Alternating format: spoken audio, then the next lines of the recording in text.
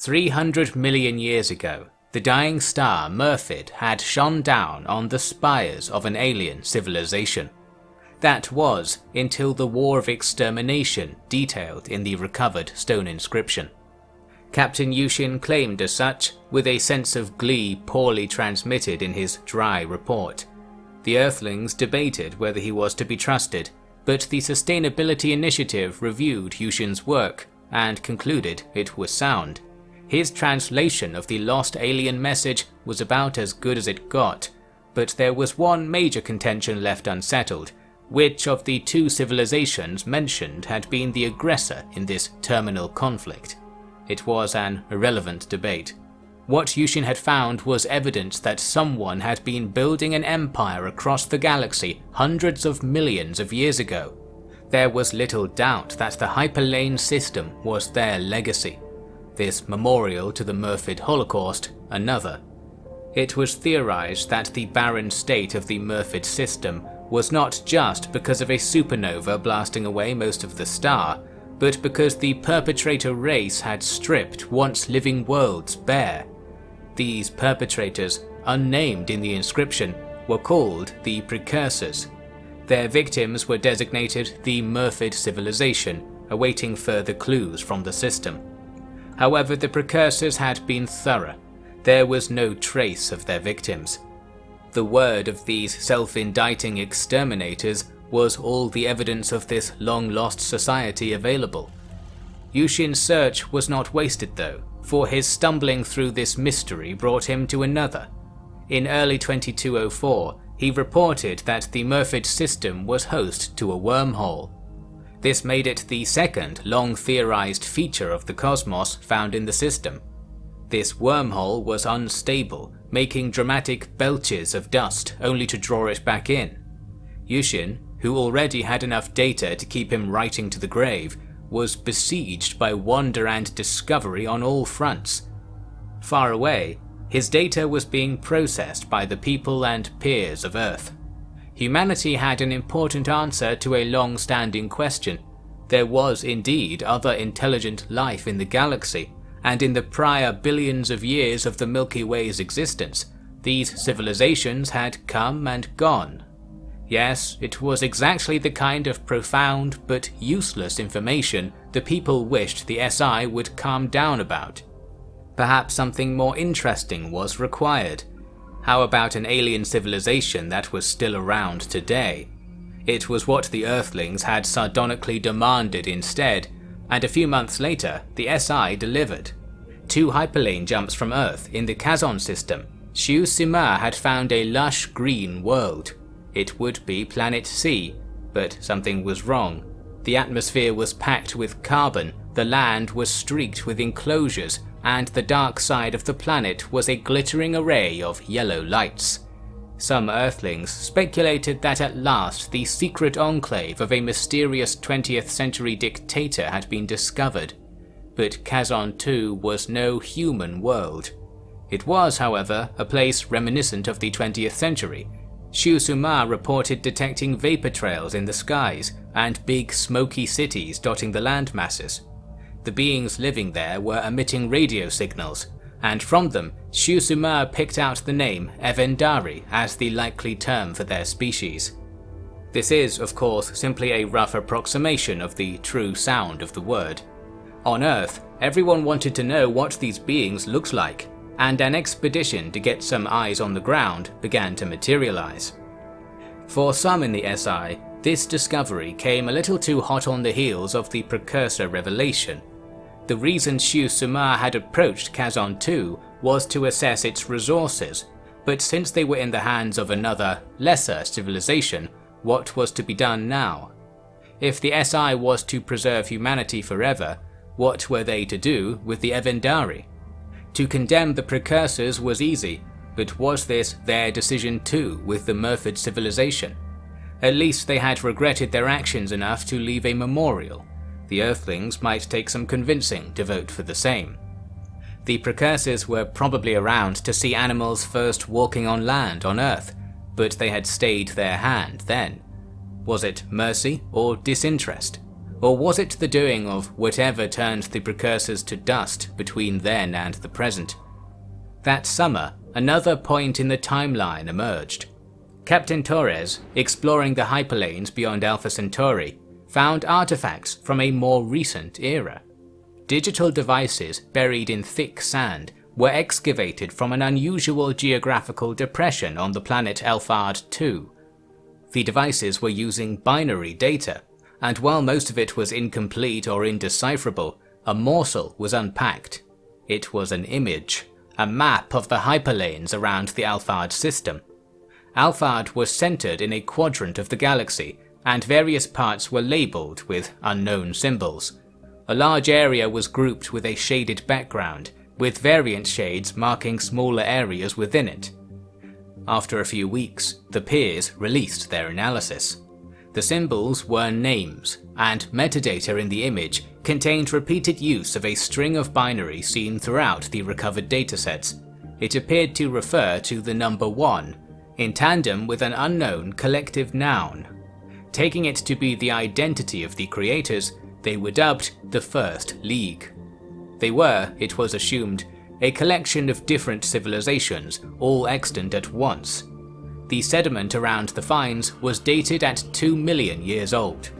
That narrowed down the lifespan of civilization a couple more orders of magnitude. It was one thing to learn that a 300 million year old society was gone now, but a 2 million year old one struck a little closer to the present. The Earthlings of that era fancied their chances at carrying on into the late black hole era of the universe, for indeed their existence in the virtual could tick along quite happily even as the stars went out and space-time settled into cold homogeneity. Now it seemed they had no chance of even seeing Sol grow old. Something was ending civilization wherever it rose across the galaxy. For the pessimists, it was an old theory proven correct, that civilization was inherently self-terminating. After all, if there were any resources left in the galaxy, it follows that the civilizations that came before didn't get especially far. At least 2 civilizations had been within a couple of weeks' flight of Earth, even by SI ship velocities, and neither had settled in. Someone had made the Black Crown, that much was clear. Cosmic radiation had made accurate dating of the crown impossible, so it couldn't be pinned to either known power. But Earth was on the First League map, so that was a strong connection. Evidently, the half-dozen civilizations of the quadrant had disappeared before they had snapped up the prime real estate. Was that a fact of life in the galaxy? It was enough to sink the stomach as humanity's own interstellar colonization project entered its next phase at the end of the year. Thousands of SI crew were packed into a gigantic hauler above Earth, partially made from recycled space habitats. Geared up with all the SI could afford to spare, they blasted off for a 3-month-long trip to Alpha Centauri 3, Planet B. On the journey, the planet was given an official name, Bounty. It was so named for its wealth of plant life, its deep lakes awash with flecks of precious metals, and for the rich veins of minerals Torres had logged all across the 3 primary continents. It was everything the SI needed to sustain humanity for a long time, yet that was now a dark thought. It was right in the middle of First League space, but they hadn't made it there. As the colony ship's wide feet sunk into a wet field of ropey ferns, the paranoid braced for whatever punishment the galaxy must mete out for such behavior. They would not have seemed paranoid at all when just days later, the Black Crown flared to life with a twist of the space between its claws. Probes saw a small object zoom out from the gate and race out of sight. It was spherical, no bigger than a terrestrial vehicle. It was found again a couple of days later when SI monitoring stations detected seismic activity on Io. Investigation revealed that this object had slammed into the moon's surface at extreme speed and burrowed itself deep into the ground. Captain Yushin was recalled to Sol to investigate the matter. His fellow peer Captain Shu, meanwhile, was busy at work in the Kazon system. In a year-long project, stations were established in orbit over Kazon 2, taking care to keep their signatures as undetectable as possible. And even if the Evendari spotted something, what were they to make of it? These stations provided detailed images of the cities and fields spanning the planet. More importantly, they produced images of the Evendari themselves. They were humanoid, which helped with marketing them immensely. Two-armed and two-legged, they were tall, purple-skinned, big-eared, four-eyed, and had wide mouths bristling with irregular patterns of thick teeth. They were ugly, perhaps because of all things known to Earth, they most closely resembled a decaying human corpse. Their civilization was a sort of theocratic capitalism, with religious institutions having primary control over both legal and economic decisions. It had been this way for a very long time, from what decoded signals told. The Evendari had a strange curse upon them. They were long-lived, but had very short memories. As such, while they had developed industrial societies, powered flight, and possessed immense knowledge of theoretical physics, their collective achievements had only been brought about very slowly and partially by accident. As far as alien races went, Earth wasn't impressed. Popular imagination had demanded much more. But it was agreed that the Evendari were unlikely to jump out into space and blow up significant buildings on Earth, so they had that going for them. Of course, the resource-rich planet they were on already was going against them, but the SI was able to suppress such sentiment before it was reflected in the electorate. For now then, the discovery of intelligent life simmered down into something of a reality television broadcast, with a few hardcore Evanderites following Earth's sister civilization with scholarly dedication. But there was certainly better content in the virtual. By mid-2207, the EO impact mystery had seen no progress. Captain Yushin begged to be relieved of the laborious project. For months, a team of excavators had been digging into the moon's surface in pursuit of the Black Crown object, but with little gravity and no oxygen, this was a slow and unrewarding hunt. Yushin was mercifully returned to service aboard the SIS Aldrin, replaced by Junior Peer Grasser. Yushin's research team in Murfid had compiled a report on the wormhole, which was delivered before Yushin could return to them, for there was no more work to be done. The wormhole had disappeared. A large amount of space junk had emerged from it without warning, and then the anomaly had closed up, leaving unremarkable space and a lot of mess. It was put forward that someone, somewhere, had tried to enter a corresponding wormhole, and this was the result. Yet the recovered metal was weathered, old, and while certainly artificially shaped, was of indiscernible purpose. The notion that the wormhole had effects on the time dimension of space-time could not be ruled out. These pieces, it was imagined, could be remnants of the lost Murfid civilization, spat back to whence they came, but not when. And if they were, then it was a great shame that the junk was quietly recycled to meet the SI's production quota for that year. The quota was only so high because of a popular measure being forcibly implemented: another manned mission to a new world. A new water-rich planet had been discovered around a red dwarf only 2 hyperlane trips from Earth. The air wasn't breathable, but that didn't stop so-called colonization fever. Despite the colony on Bounty having produced nothing but expense and illness for the SI, they were beholden to demands for another. In the summer of 2208, the colonists arrived at their new paradise. They called it Paradiso, for it really was a default desktop image of a holiday resort. The days were twice the length of those on Earth, and the land masses were flat and shallow, creating huge beaches along the coasts. It was hot, peaceful and fertile. It was called the Tropical Planet. Again, the air wasn't breathable, but the virtual vistas sent back to Earth wouldn't capture that minor challenge. SI colonists were set down in paradise and told to try to stay alive for as long as possible. First Peer Meiji promised to do all she could to get them home again. If that meant taking adventurous volunteers from Earth and swapping them with the valuable SI personnel, then that was, as they said, what the vote implies. This opened a can of worms, however, as colonization fever spread further through the Earthlings, and some demanded to go to bounty as well.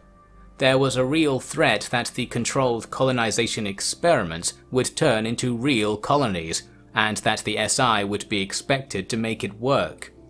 It was a source of internal debate, for securing extrasolar resources was one thing, but simply expanding the scope of what the SI had to manage would increase the rate of resource exhaustion.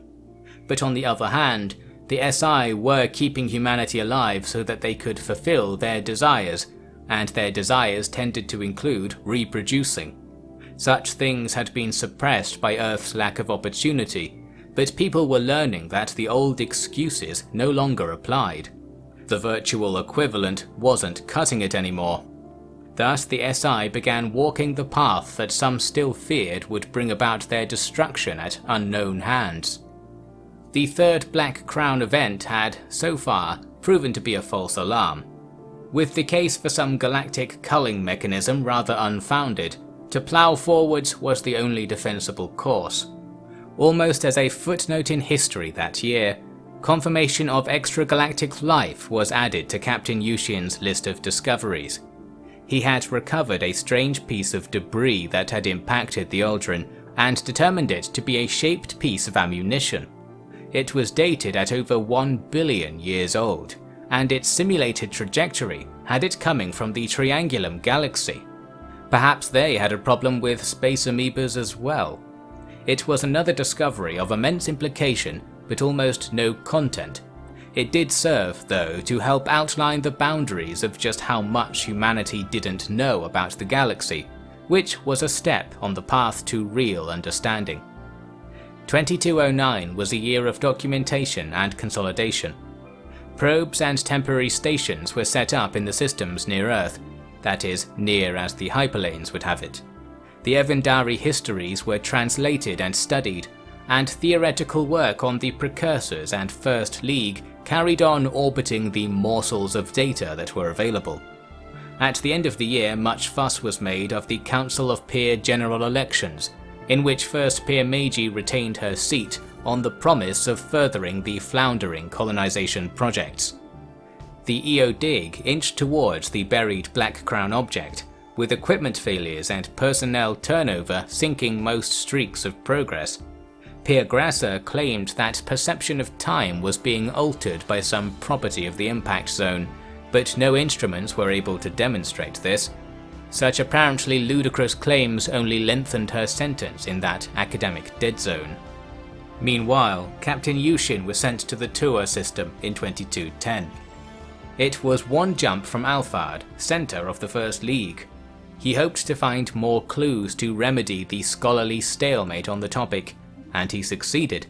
He found that an asteroid in the system was hiding a mechanical mining facility. It had bored into the asteroid's interior, but was covered in strange patterns of damage. Yushin concluded that it had been partially cut apart by high-energy lasers, and in places endured detonations of some kind. It was a ruin of battle. Whatever the result, the asteroid's remaining minerals had not been extracted, and the machinery had not been repaired. This wreck was a survivor from the final days of the First League, perhaps not completely destroyed on account of its hidden location. From it, it could be inferred that their annihilation was no supernatural force, as some had worried. It was conventional in the broad sense of the word. It was cause for hope, for that meant it could, theoretically, be resisted. Yushin's stay in the Toa system was extended into 2211, hunting for more clues. A few months later, probes detected something phenomenal. A spacecraft fell out of the hyperlane into the Fontral system, just 3 jumps from Sol. Despite triple checking and more, this was not an SI craft. The symbols on its cylindrical hull matched some recovered from the First League data cache, and some seen in the destroyed mine.